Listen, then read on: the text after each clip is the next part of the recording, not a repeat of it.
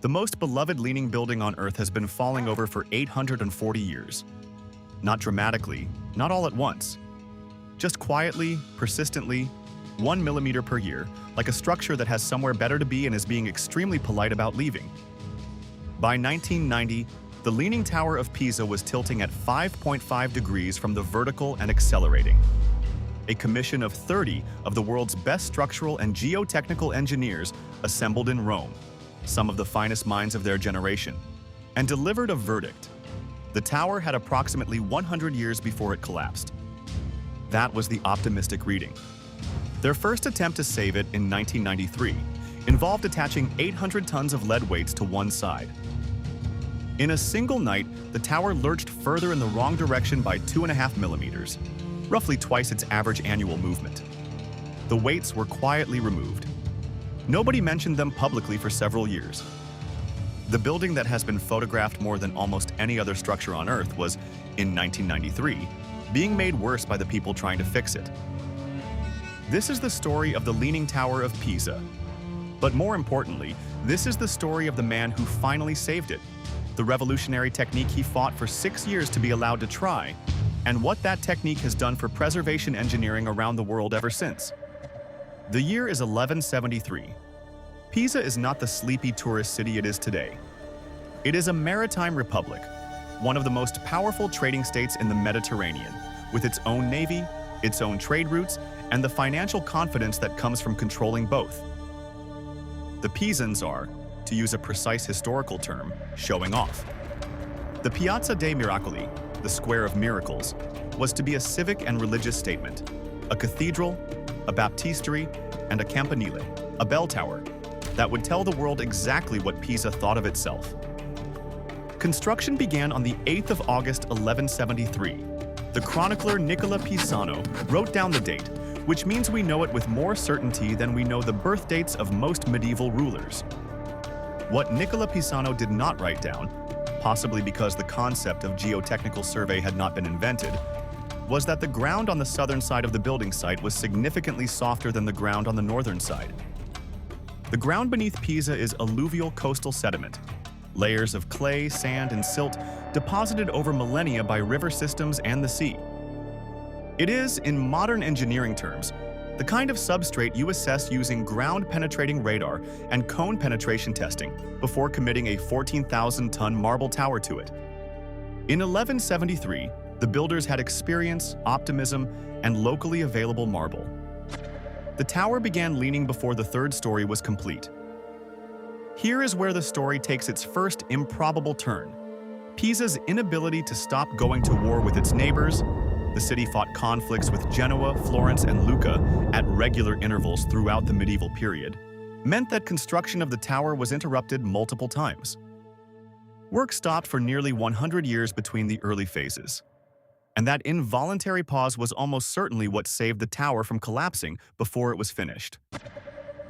The interruptions allowed the soft clay beneath the foundation to gradually consolidate and compress under the partial weight of the structure. The soil, in effect, got used to carrying the load before more load was added. Engineers who studied the foundation in the 20th century calculated that a tower built in a single uninterrupted campaign would have collapsed before reaching its full height. Medieval warfare accidentally preserved a masterpiece of medieval architecture.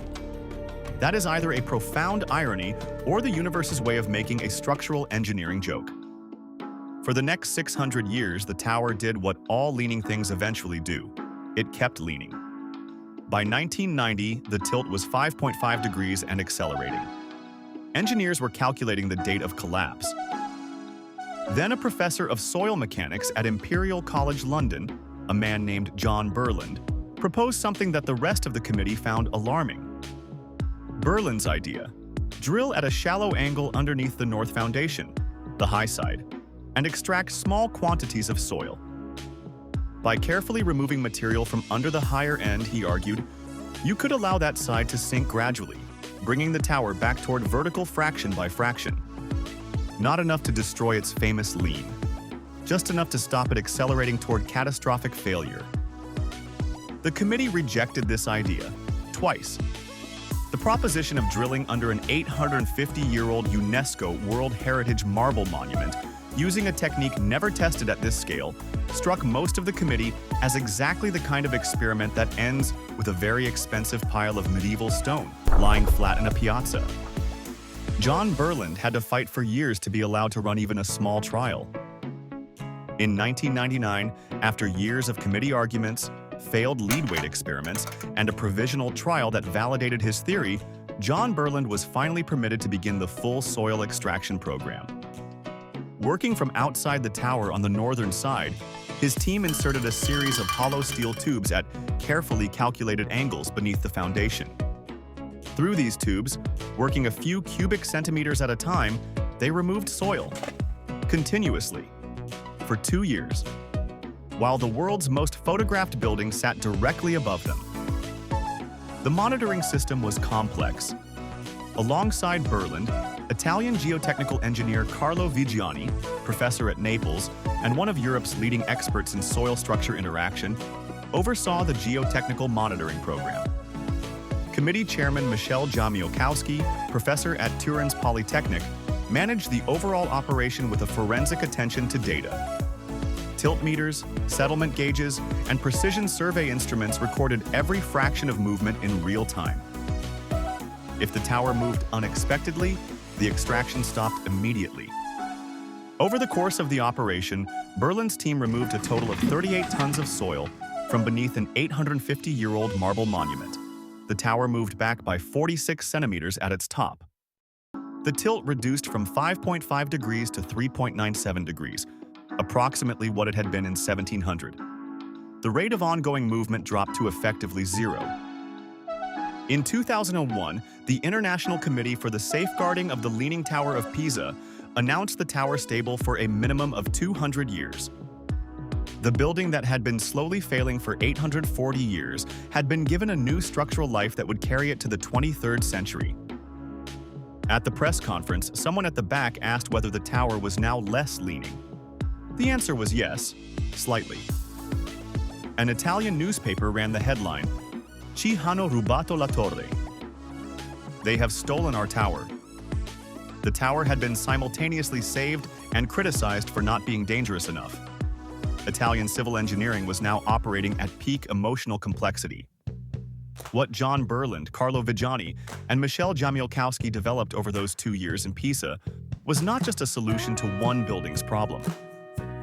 The soil extraction methodology, the precision monitoring protocols, the real-time data logging systems, these have since become standard tools in structural preservation engineering worldwide. The techniques developed at Pisa are now used to stabilize subsiding churches in Venice, medieval buildings in Florence, tower blocks in East London built on similar soft clay soils, and ancient monuments from Cairo to Kyoto. One leaning tower in Italy produced a global methodology for saving the built world's most fragile structures. That is a return on investment that makes the millions spent on the intervention look like very efficient spending indeed.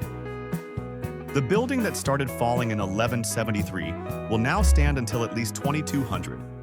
8 centuries of structural stubbornness, resolved by a professor who had to argue for 4 years just to be allowed to try.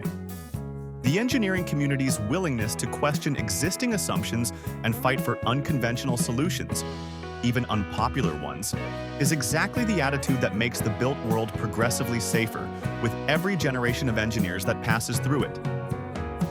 The imperfection was always the attraction. The engineers made sure the attraction stays. And if we all do our best at maintaining these structures, then everything might just be probably fine.